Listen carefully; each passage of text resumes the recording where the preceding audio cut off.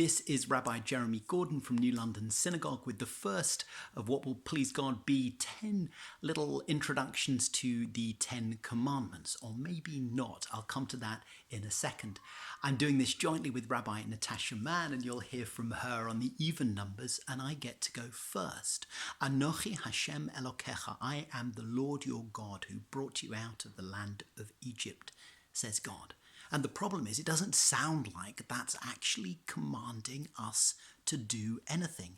It just seems an introductory phrase. I'm God, says God. And the first commandment maybe ought to be the second of what we consider the 10.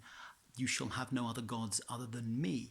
Actually, the Christians do indeed count the 10 Commandments very differently from the Jews. The Christians don't count this phrase, I am the Lord your God, as a commandment at all. And they begin counting with, you shall have no other gods. And they tend to split the coveting commandment into 2 commandments. And we'll see that when we get to the end of this journey.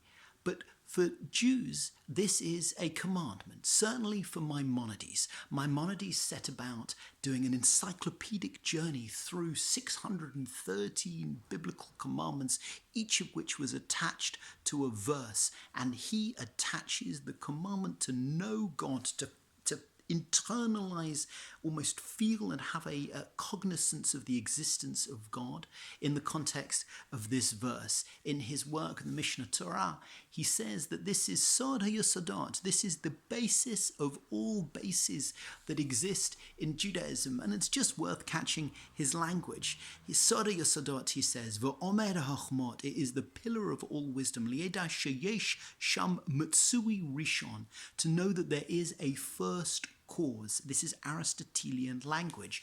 Everything has a cause apart from the very, very beginning of that chain of all causation. And the very, very beginning of that chain of all causation, that's God.